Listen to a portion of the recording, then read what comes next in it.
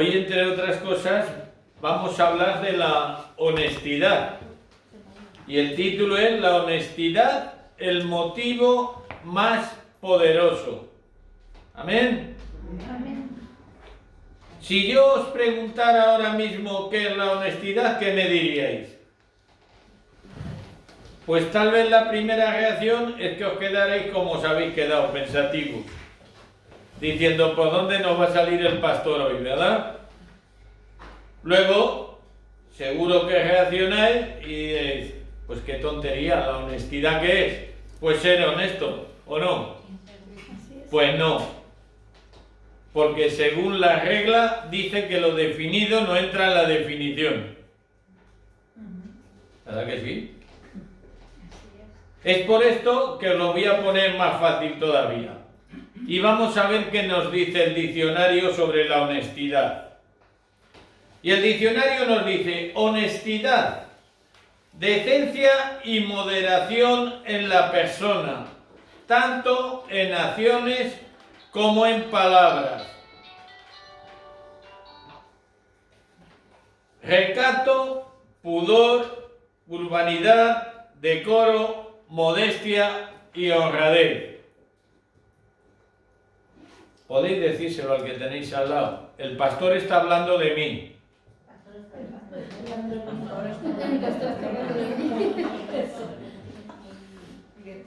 Vista la definición, me inclino a pensar que el mejor concepto que puedan tener sobre cada uno de nosotros es que digan que somos personas honestas, ¿verdad? Después de lo que hemos dicho que significa la honestidad, menudo piropo así de buena mañana.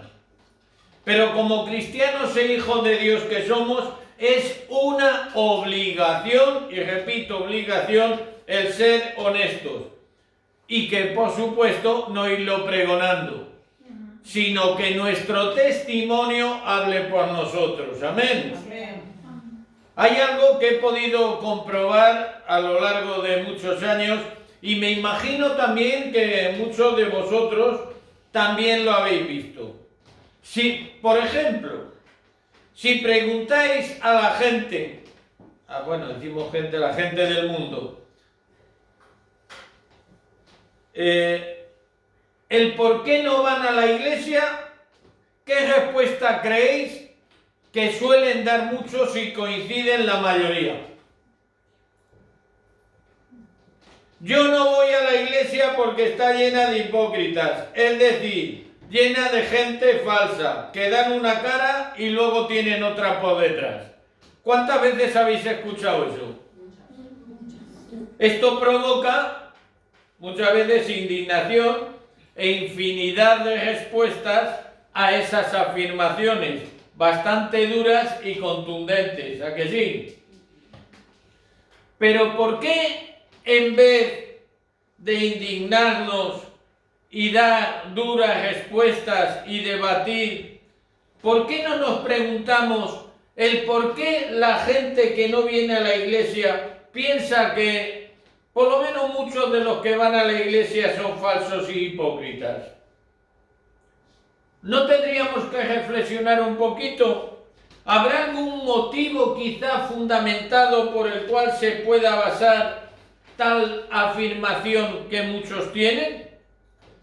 Si observamos, por ejemplo, en el Sermón del Monte en Mateo 5, Jesús nos está haciendo toda una exhortación a todos los cristianos para que no nos distingamos como hipócritas. ¿Cuántos creéis que en la vida del cristiano es un puro reflejo de las bienaventuranzas? Es posible que, dado el testimonio de algunos cristianos, tengan algún fundamento el considerar hipócritas a los que asisten a la iglesia. Sin duda, no es justo el generalizar, ¿verdad? Pero esto nos tiene que llevar ¿a qué? A todos a hacer una reflexión, porque seguro que algo de cierto hay, alguna cosita hay. Por poner un ejemplo, La murmuración. ¿Creéis que en la iglesia del Señor hay murmuración? La envidia. ¿Es posible que en la iglesia del Señor haya personas envidiosas? Y luego vais añadiendo vosotros lo que queráis. Tenemos que tener muy claro a quién servimos y qué es lo que nos motiva a seguirle. Os diré algo. Si Dios conoce nuestros corazones, por tanto es más importante lo que nos motiva a actuar que las mismas cosas que podemos hacer. La forma de adorar y servir a Dios es de suma importancia en nuestra vida cristiana, sin lugar a dudas. El acto de ayudar al prójimo ha de estar motivado siempre por el propio hecho de servir a Dios. Eso lo primero. Servir a Dios y al prójimo, ambos hechos, las dos cosas, tienen que ir siempre relacionadas, tienen que ir de la mano y de una forma inseparable. ¿Por qué? Porque cuando ayudamos a alguien o atendemos a alguien, lo primero que tenemos que hacer es como si fuera a Dios mismo. Hacer todo con excelencia. Cuando ayudamos al prójimo, también de esa forma, al ayudar al prójimo, le estamos dando la gloria a Dios. Y la honestidad hacia los principios cristianos, fijados en la palabra de Dios, es el motivo sin duda más poderoso para hacer la voluntad de Dios y que nunca te tengan que tachar de un hipócrita. Ya que si es así, mancharía sin duda la imagen de la iglesia del Señor. Y nosotros no estamos aquí para provocar manchas, sino para limpiar todo aquello y quitar todo aquello que no esté en orden. ¿Por qué? Porque si no lo hacemos así, espiritualmente nos va a traer consecuencias. Pero hoy vamos a ir al texto del Evangelio de San Mateo en el capítulo 6, empezando por el verso 1, el cual nos habla de tres cosas: la limosna, la oración y el ayuno. Todo un reto para la vida del cristiano. ¿El cristiano pensáis que es egoísta? ¿Pensáis que el servir a Cristo tiene su raíz en el egoísmo del hombre? ¿Pensáis que muchas veces se sirve a Cristo por el temor de perder los privilegios que el Señor nos da, llámese bendiciones? Vamos a leer Mateo 6, empezando por el verso 1, e iremos viendo qué es lo que hoy nos quiere mostrar y enseñar el Señor. Y entonces empezaremos Jesús y la limosna. Y dice así la palabra del Señor: guardaos de hacer vuestra justicia delante de los hombres para ser vistos por ellos. De otra manera no tendréis recompensa de vuestro Padre que está en los cielos. Practicar obras de justicia, dice. ¿Sabéis que esto de practicar obras de justicia, esta misma expresión, se encuentra con mucha frecuencia en la palabra? ¿Sabéis que cuando una palabra, una frase se repite muchas veces en la Biblia es porque Dios, como se suele decir, quiere dejar el clavo bien clavado, que se nos quede bien marcado? Por ejemplo, en el Salmo 115.2, o el Salmo 82.3, o el 106.3, o Isaías 1.17, o Primera de Juan 2.29, por poneros algunos ejemplos, y también tenemos más. Esta misma frase que os acabo de decir. Ahora Jesús nos muestra que tales obras de justicia no se pueden hacer por el incorrecto motivo, claro está, de ser visto con los hombres. ¿Para qué? para alimentar nuestro ego, que en ocasiones bastante gordito está, tiene que adelgazar. No me ves. Dicho de... No, pero no por el ego, sino por el hecho. Dicho de otra manera más clara, esto sería completamente deshonesto. Una actitud indigna de un hijo de Dios. Y seguimos con el verso 2. Cuando pues des limosna, no hagas tocar trompeta delante de ti, como hacen los hipócritas en las sinagogas y en las calles, para ser alabados por los hombres. De cierto os digo que ya tienen su recompensa. Esto Jesús lo dice, ya que en su época existían calles muy estrechas y sus trazos eran calles muy desordenadas. Los que han estado en Israel, que aquí hay algunos, podéis hoy día, hemos visto todas esas calles estrechitas, renacuajas, que casi no entras. Pero cierto es que existían y existen también calles principales, calles muy concurridas. Y esto me remito ya a la época de Jesús de la que estamos hablando. Calles que solían acoger profesionales del mismo gremio. Tenemos un ejemplo muy claro en el libro del profeta Jeremías, capítulo 37, verso 21, en el cual habla de la calle de los panaderos. De hecho, hay ciudades, yo que soy de Madrid, pues que también existe la calle curtidores, panaderos, calles de oficios. Y esas calles donde se concentraban ciertos gremios eran calles muy concurridas. Y justo en esas calles tan concurridas les gustaba ponerse a personas para que les vieran dar limosna. No se iban a una calle estrechita que nadie los iba a ver, se iban donde mejor les pudieran ver dar esa limosna. Por ejemplo, aquí en Labradores, sin ir más lejos, ya que estamos aquí, a la hora de coger el diezmo y las ofrendas, ¿cómo lo hacemos? Con un pececito que nadie sabe lo que mete el otro. ¿Por qué? Porque esto es algo entre tú y el Señor. Amén. A nadie le importa si echas 5.000 euros, que por cierto no se ha dado el caso, o 1 euro o 1 céntimo. Es algo entre tú y el Señor. No creáis que es verdad.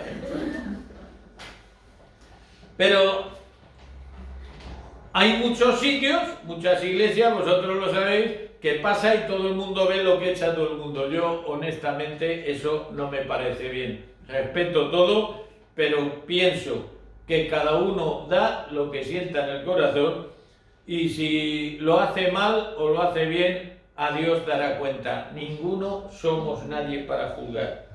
Y sigue el verso 3. Mas cuando tú des limosna, no sepa tu mano izquierda lo que hace la derecha, para que sea tu limosna en secreto, y tu Padre que ve en lo secreto te recompensará en público. Todo aquel que busque y tenga aprobación de los hombres, que busque la aprobación, el elogio de los hombres, está claro que no espere nada de Dios, ya que su corazón no está con Dios, sino que está en su propio ego, en su propia vanidad. Y ahora pasemos a Jesús y la oración. Y cuando ores, no seas como los hipócritas, porque ellos aman el orar de pie en las sinagogas y en las esquinas de las calles para ser visto de los hombres. De cierto os digo que ya tienen su recompensa. Mas tú, cuando ores, entra en tu aposento y cierra la puerta. Ora a tu Padre que está en lo secreto, y tu Padre que te ve en lo secreto te va a recompensar en público. Amén. Y orando no uses vanas repeticiones como los gentiles, que piensan que por su palabrería serán oídos. Jesús está exhortando toda palabra sin sentido alguno y repetidas mecánicamente. Oraciones hechas por otros y que hay quien las repite de una forma mecánica. Oraciones religiosas. Todos sabemos a qué nos referimos. Dios, ¿qué espera de nosotros? Dios espera de nosotros una oración dirigida a Él que salga de nuestro propio corazón y con esa sencillez nuestra de corazón hablar a nuestro Padre Celestial. Una oración sencilla, una oración sincera. Es más, fijaros una cosa, yo estoy plenamente seguro que Jesús les enseñó el Padre Nuestro a sus discípulos, pero ¿para qué? No lo hizo con la intención de que lo repitieran a cada hora constantemente de memoria. Jesús no les enseñó el Padre Nuestro a sus discípulos para que lo repitieran constantemente. Más bien fue para enseñarles las cosas por las cuales deberían orar. Fue una muestra, fue una enseñanza. Y la motivación correcta para hacerlo. Dice el verso 8, no os hagáis pues semejantes a ellos, porque vuestro Padre sabe de qué cosas tenéis necesidad antes de que vosotros las pidáis. Vosotros pues oraréis así: Padre nuestro que estás en los cielos, santificado sea tu nombre. Venga tu reino, hágase tu voluntad como en el cielo, así también en la tierra. El pan nuestro de cada día, dánoslo hoy. Y perdónanos nuestras deudas, como también nosotros perdonamos a nuestros deudores. Y no nos metas en tentación, mas líbranos del mal, porque tuyo es el reino, el poder y la gloria, por todos los siglos. Amén. Porque si perdonáis a los hombres sus ofensas, os perdonará también a vosotros vuestro Padre Celestial. Mas si no perdonáis a los hombres sus ofensas, tampoco vuestro Padre os perdonará vuestras ofensas. Y ahora pasamos a Jesús y el ayuno. En el verso 16. Cuando ayunes, no seáis austeros como los hipócritas, porque ellos denudan sus rostros para demostrar a los hombres que ayunan. De cierto os digo que ya tienen su recompensa.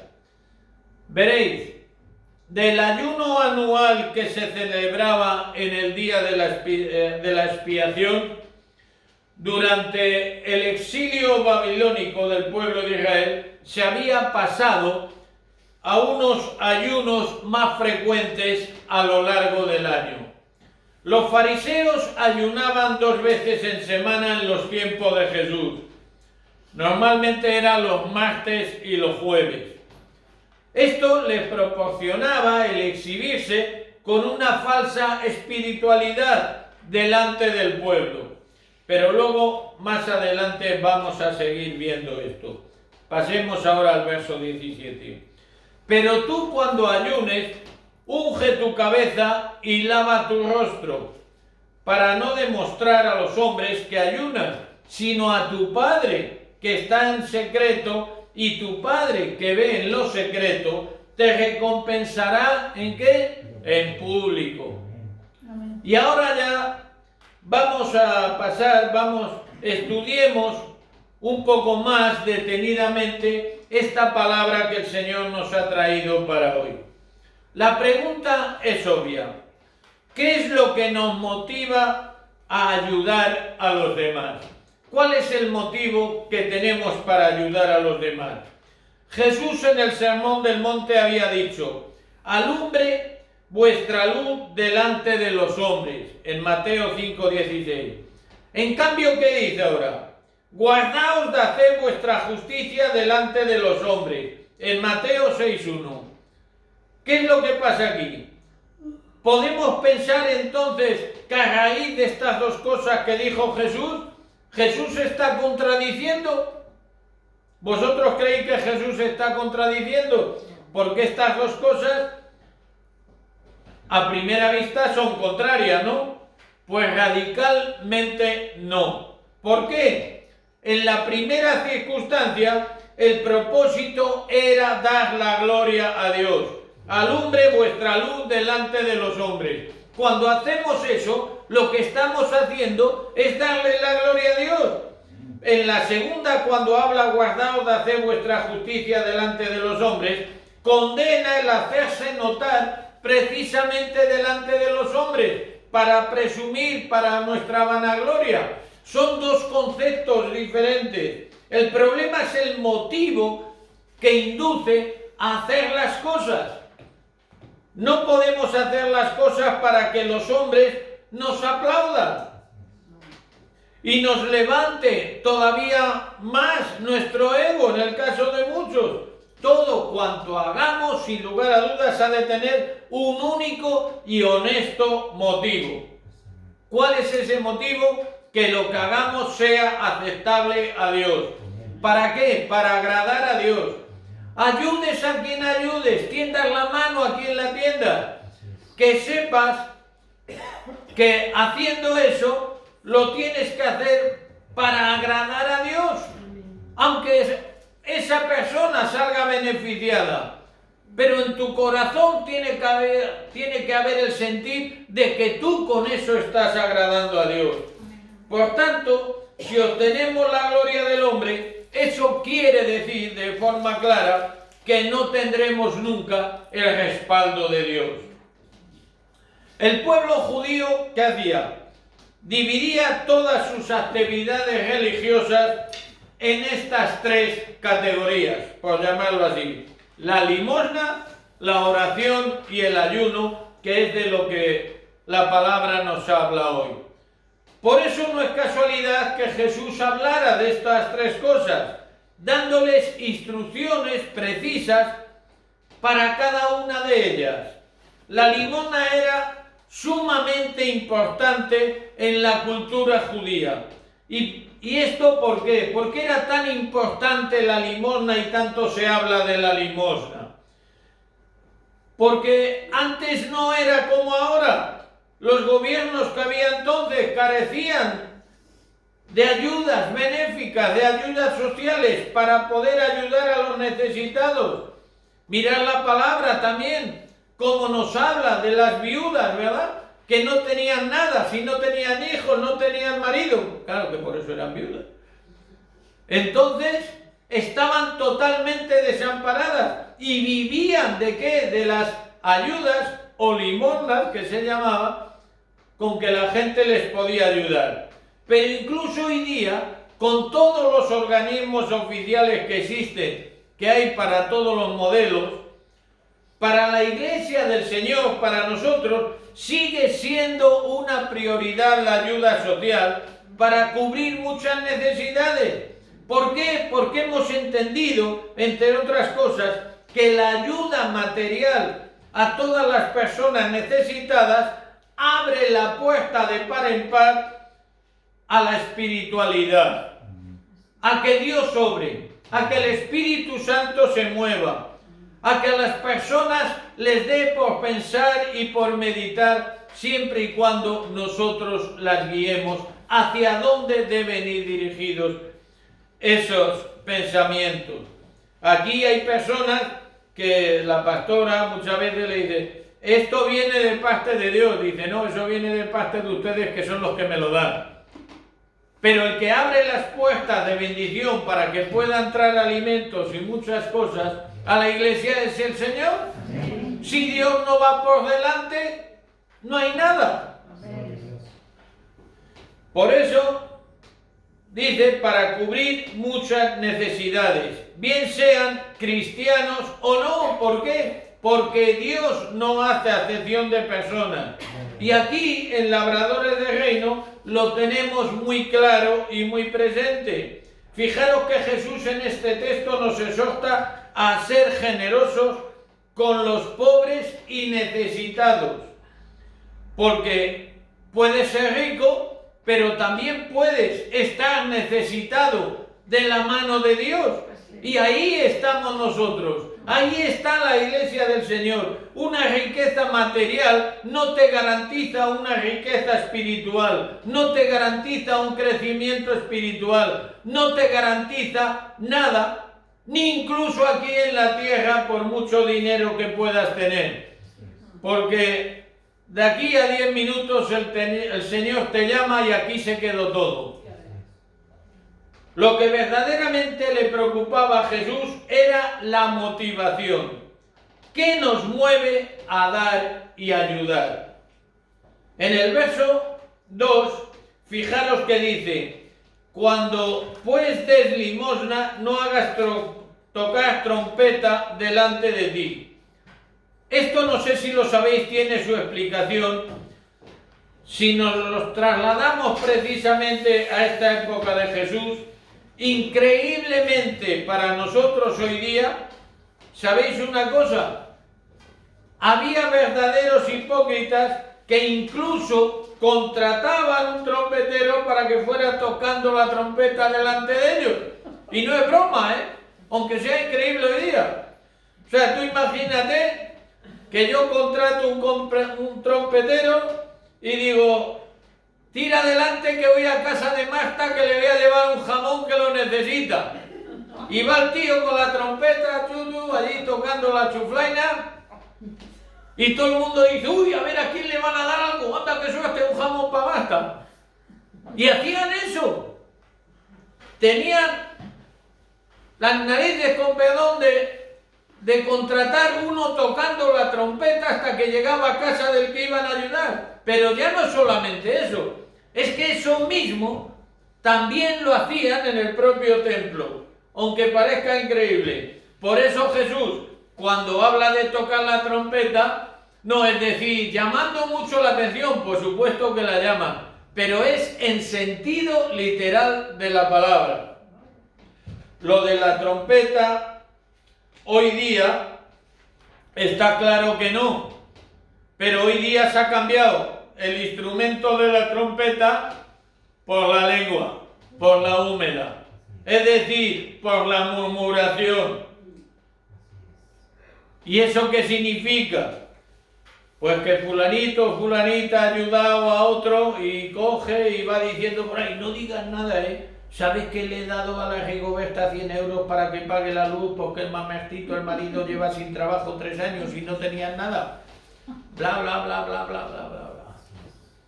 Eso es otra trompeta más peligrosa que la que suena, la lengua. Si decimos que somos cristianos, tenemos que actuar como tales, como cristianos. Y solo podrá ser de hecho y no fingido cuando el motivo por el cual hagas algo no sea engordar tu ego, sino para dar en todo momento la gloria a Dios. Solo tiene que verlo Dios lo que hacemos. Lo que haga tu mano izquierda, como dice, que no lo sepa la derecha. Por tanto, todo aquello que demos, toda aquella ayuda que prestemos, tenemos que darlo con una ofrenda a Dios, como si se lo diéramos a Dios mismo, y que solo Él se entere. Bueno, y al que la ayuda, por supuesto. Y solo Él, dice la palabra, que nos recompensará en público. Así es. La oración, sin duda, fue de lo segundo que habló Jesús, como hemos leído. Tenemos que preparar nuestro corazón cada vez más si queremos acercarnos a Dios. ¿Creéis que Jesús, en el texto que hemos leído en el verso 5, condena la oración en público cuando habla de los que oran en público? Jesús no condena la oración en público. Lo que sí quería es que esa oración ha de ser oraciones sinceras, a diferencia de aquellos que oran para exhibirse públicamente. Y los hay. Y el motivo de la oración ha de ser sincero.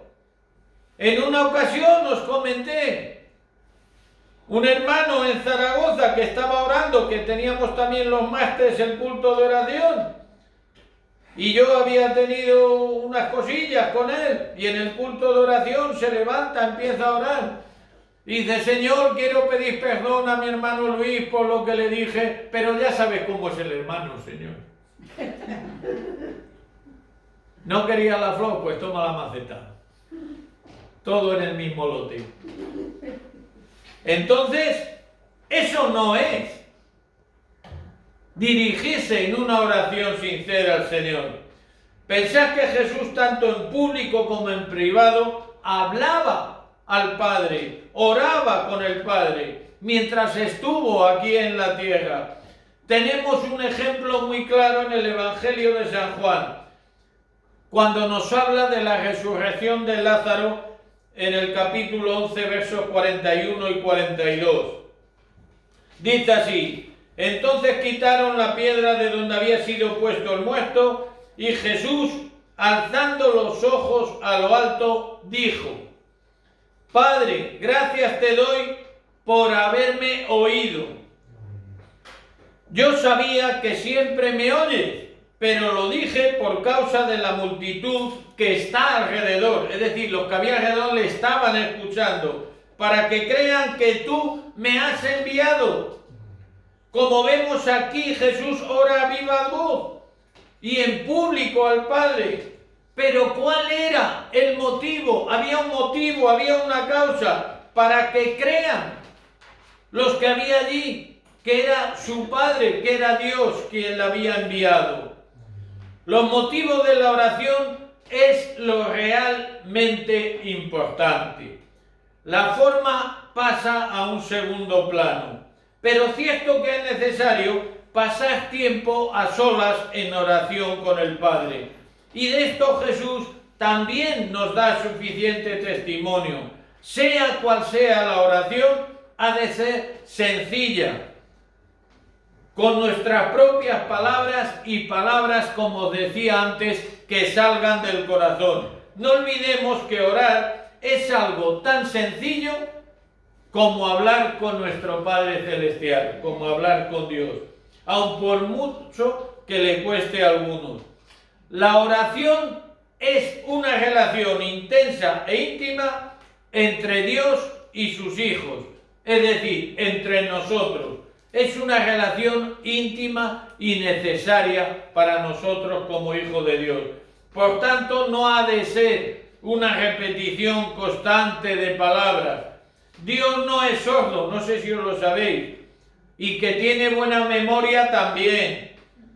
Por lo tanto, nuestra oración tiene que ser, como decía, sencilla y que nazca del corazón. Escuchamos un montón de oraciones, a mí esto siempre me llama la atención, y lo tengo que decir. Hay oraciones que están orando y 314 veces dicen Señor, Señor, Señor, o Padre, Padre, Padre, Padre. Yo digo, Dios estará pensando, ya lo sé, que soy el Señor y que soy tu Padre, también lo sé. La oración es una experiencia personal que siempre producirá ¿el qué? Fe. El orar con fe auténtica produce, fijaros qué maravilla, produce paz a todos los que lo hacen así. ¿Y por qué produce paz? Porque tienen la certeza que Dios, nuestro Padre Celestial, va a dar fiel respuesta a las peticiones que le estamos haciendo. Por eso, cuanto más oramos, cuanto más tiempo pasamos con Dios, más fe tenemos y más paz trae a nuestro corazón. El modelo de la oración que Jesús nos enseñó, fijaros cómo comienza, ¿verdad? Padre nuestro. Podía comenzar de otra manera, pero no, comienza Padre nuestro. Y esta forma de comenzar nos muestra cercanía entre el Hijo de Dios y su Padre Celestial. Al decir Padre nuestro, tú cuando estás hablando con tu Padre, ¿qué te da? Cercanía. Si le llamas papá, tienes cercanía, tienes confianza, le puedes hablar, le puedes contar. Por eso esta oración comienza diciendo, Padre nuestro, papá, que quiero hablar contigo. Y esto nos tiene que dar confianza para podernos acercar más frecuentemente y constantemente a Él en oración. Nos enseñó algo tan importante, que para ser perdonados, nosotros también hemos de perdonar. El perdón, si no brota del mismísimo corazón, no es aceptable a Dios. Son palabras vanas, son palabras falsas, es algo muy deshonesto. La famosa frase, ya sabéis, perdona pero aguanta, pues no las perdona. Jesús sabía y conocía bien el daño que puede hacer a una persona esa naturaleza incapaz de perdonar. Se vuelven como los limones agrios, le pueden salir hasta úlceras. Eso de tener ahí el rencor guardado, no dudéis que eso afecta también físicamente, no espiritualmente. Su espíritu se viene abajo y su comunicación con Dios queda muy dañada y a veces se llega a cortar. No hay línea. ¿Por qué? Porque deciden no tener comunión con Dios, deciden no orar, deciden no hablar con Dios. Y ahora, para terminar, nos queda por último el ayuno, ¿verdad? Esto fue de lo tercero que habló Jesús para enseñarles y para enseñarnos. Los hipócritas dicen que denudaban su aspecto personal para que la gente pudiera apreciar el sacrificio que hacían. ¡Qué error más grande! El ayuno nunca, si es un ayuno sincero, ha de producir sacrificio, sino gozo. Amén. Llegando al extremo de echarse ceniza por el cuerpo y la cara, que algunos lo hacían, se echaban ceniza por el cuerpo y la cara, y dejando que algunas lágrimas hicieran surcos sobre las cenizas de las mejillas, que Jesús decía que tales personas conseguían en ocasiones que la gente hasta les aplaudiera. Entonces yo pregunto, ¿eso era un ayuno o era una obra de teatro y de qué te disfrazabas? ¿O estaban en carnavales? Esto desvirtuaba totalmente el verdadero sentido del ayuno. Por eso digo que era todo un teatro. El ayuno verdadero se hace para llamar la atención de Dios, no de los hombres. El ayuno siempre ha de mostrar humillación ante Dios y no exhibición delante de los hombres. Debemos cuidar, hermanos, el aspecto para no llamar la atención de los hombres cuando ayunamos. El ayuno está claro que solo tiene un sentido cuando está unido a la oración.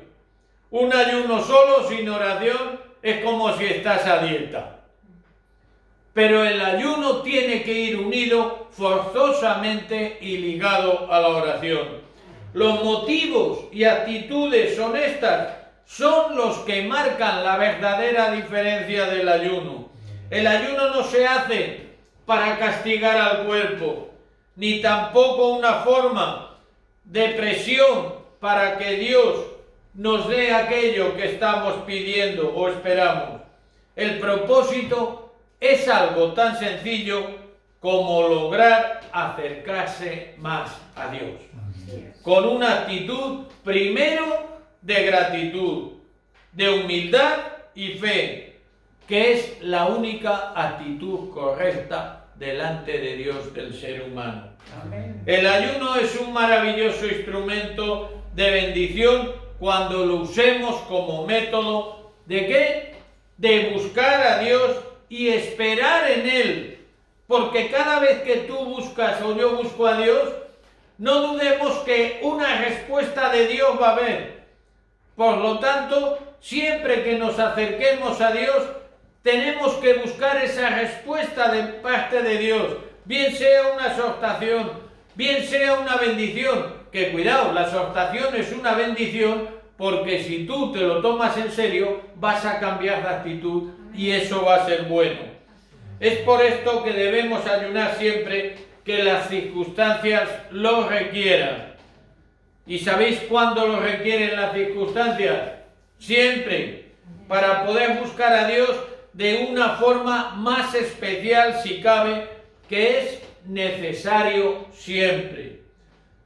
Solo ya deciros que Cristo, tanto con la limosna, la oración y el ayuno, volvió al revés, dio la vuelta a todo, le dio un giro a toda la religiosidad existente, distorsionada por las tradiciones judías en aquel entonces, pero hoy día sigue siendo lo mismo, porque hoy día también tenemos tradiciones y muy malos entendidos.